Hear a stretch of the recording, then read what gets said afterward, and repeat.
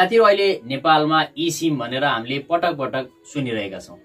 खासमा यो eSIM के हो, कहिले नेपालमा लन्च हुँदैछ, हामीले त्यो eSIM को प्रयोग गर्न पाउँछौं वा पाउँदैनौं, अथवा कस्तो खालका मोबाइलहरुले eSIM लाई सपोर्ट गर्छ, तपाईको मोबाइलले सपोर्ट गर्छ वा गर्दैन, यी सम्पूर्ण कुराको बारेमा आज मैले तपाईहरुलाई क्लियरली सम्पूर्ण जानकारीहरु प्रदान गर्नेछु। साथीहरु नमस्कार, म sdinfo अनि sdinfo च्यानलमा तपाईहरु सम्पूर्णलाई हार्दिक स्वागत गर्न चाहन्छु। सरकारी स्वामित्वको दूरसञ्चार सेवा प्रदायक नेपाल टेलिकमले भदौबाट eSIM उपलब्ध गराउने भएको छ। भदौबाट eSIM उपलब्ध गराउने गरी टेलिकमले अहिले आन्तरिक परीक्षण गरिरहेको छ। साउनभरि परीक्षण गरेर सम्भवतः भदौबाट eSIM व्यावहारिक प्रयोगमा ल्याउँछौं।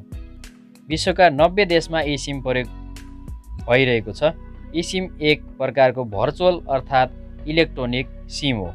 eSIM उपलब्ध भएपछि अहिलेको जस्तो भौतिक रूपमा प्रयोग गरिने सिम कार्डको आवश्यकता पर्ने छैन। यदि मोबाइलले eSIM सपोर्ट गर्छ भने सिस्टमले अटोमेटिक कन्फिगर गरिदिने उनले जानकारी दिए। eSIM प्रयोगमा आएपछि पटक पटक सिम कार्ड परिवर्तन गर्नुपर्ने आवश्यकता हुँदैन। मोबाइल सेट बाहेक eSIM लाई अन्य डिभाइस तथा स्मार्ट वाच र शरीरमा पहिरिन योग्य विभिन्न प्रकारका डिभाइसहरुमा समेत प्रयोग गर्न सकिन्छ। eSIM भौतिक सिम कार्ड भन्दा धेरै सानो हुने गर्दछ। कस्तो हुन्छ त eSIM? eSIM भनेको एक इम्बेड गरिएको सिम कार्ड हो। यसको आकार सानो हुन्छ। eSIM फोनको मदरबोर्डसँगै जोडिएको हुन्छ। यसलाई न तपाई राख्न सक्नुहुन्छ न हटाउन नै, तर यसमा नम्बर परिवर्तन गर्न र क्यारियर परिवर्तन गर्न भने सकिन्छ। कुनै पनि नेटवर्क तपाईले यसमा युज गर्न सक्नुहुन्छ। eSIM मार्फत एउटा फोनबाट अर्को फोनमा डेटा सार्न, eSIM मा उपलब्ध डेटालाई आवश्यकता अनुसार परिवर्तन गर्न समेत सकिन्छ। यसलाई स्विच गर्न र सेट गर्न सहज हुन्छ। फोन कलकै माध्यमले तपाईले eSIM पाउन सक्नुहुन्छ र आफ्नो हातमा सिम कार्ड कहिले पुग्छ अथवा आउँछ भनेर पर्खेर बसिरहनु पर्दैन। eSIM पनि अरु सिमकै प्रविधिमा चल्ने गर्दछ। यसले अरु सिम जसरी नै GSM नेटवर्क प्रयोग गर्ने गर्दछ।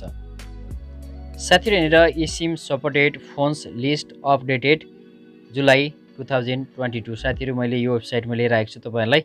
यहाँले तपाईलाई देखाउन चाहन्छु कि eSIM सपोर्ट गर्ने मोबाइल फोनहरु कुन कुन रहेका छन् त।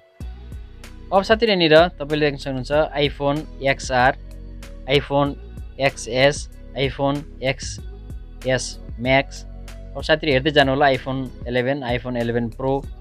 यसरी आइफोनका लगभग धेरै सेटहरुले यहाँनिर सपोर्ट गर्छ। IPhone 13, iPhone 30 mini, pro, pro Max, SE3 रहेका छन्। त्यसैगरी साथीहरु यहाँनिर on iPhone 13 models you can have two eSIM activated at the same time। साथीहरु एउटै समयमा सेम टाइममा दुईवटा eSIM तपाईले प्रयोग गर्न सक्नुहुन्छ आइफोन 13 का मोडलहरुमा। त्यसकै साथीहरु यहाँनिर आइप्याड विथ eSIM भनेको छ। Only iPads with 4G connectivity. अब यहाँ आइप्याडमा तपाईले कुन कुन मोडलमा प्राप्त गर्नुहुन्छ यहाँनिर देखाइरहेको छ। त्यसै साथीहरु सामसुङका फोनहरुमा म देखाउन गइरहेको छु।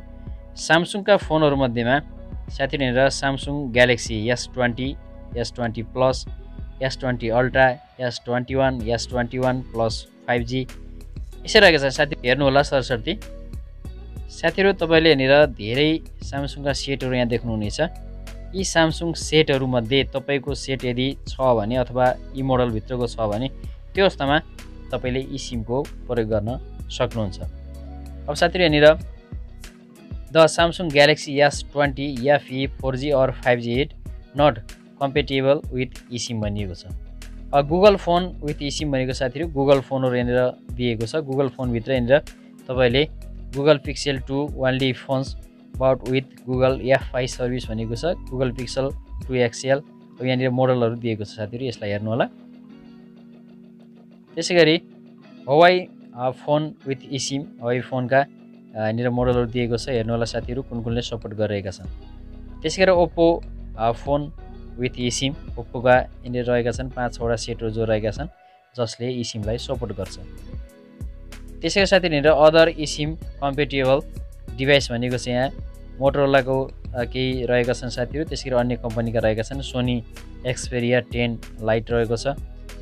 यसै रहेका छन् साथीहरू। यहाँनिर the full list of eSIM compatible phone भनेको छ। अनि यहाँनिर अब यहाँनिर म्यानुफ्याक्चरिङ र मोडल, त्यसरी म्याक्सिमम मोडल अफ सिम भनिएको छ। यहाँनिर म्याक्सिमम नम्बर अफ eSIM कतिवटासम्म युज गर्न सकिने, तपाईँले कतिवटा नेटवर्कसम्म काम गर्न सक्नुहुन्छ भन्ने कुरो त्यहाँ छ। यहाँ घडीहरू, त्यो घडीका सिरिजहरूमा तपाईँले एउटा सिम चाहिँ यहाँनिर प्रयोग गर्न सक्नुहुन्छ। eSIM एउटा नेटवर्क कनेक्ट गर्न सक्नुहुन्छ साथीहरू। यसमा माथिमा जो पनि आइफोनहरू रहेका छन् त्यसमा 20वटासम्म नेटवर्कमा तपाईँले कनेक्सन गर्न सक्नुहुन्छ, कनेक्ट गर्न सक्नुहुन्छ। साथीहरू यहाँ मैले अर्को वेबसाइट बाट पनि देखाएको छु। यसमा एप्पलका यसरी यति सेटहरूलाई देखाएको छ 15वटा। त्यसै गरी सामसुङका यहाँनिर 13वटा सेटहरूलाई देखाएको छ eSIM सपोर्टेड सिम भनेर, सपोर्टेड मोबाइल भनेर। त्यसै गरी गुगल पिक्सेलका 8वटा सेटहरूलाई यसरी देखाइएको छ। साथीहरू तपाईँले पनि यदि eSIM को प्रयोग गर्न चाहनुहुन्छ भने अहिले eSIM कुन मोबाइलमा सपोर्टेड छ ती मोबाइललाई मात्रै खरिद गर्नु होला। सामान्यतया नर्मल खालका अथवा सस्तो मोबाइलहरुमा eSIM फंक्सन चाहिँ राखिएको हुँदैन। eSIM फंक्सन आइफोनहरु र महँगा खालका मोबाइलहरुमा मात्रै अहिले दिएको छ। हवस् त साथीहरु, आगामी नयाँ भिडियोमा पुनः भेट्नु हुनेछ। धन्यवाद।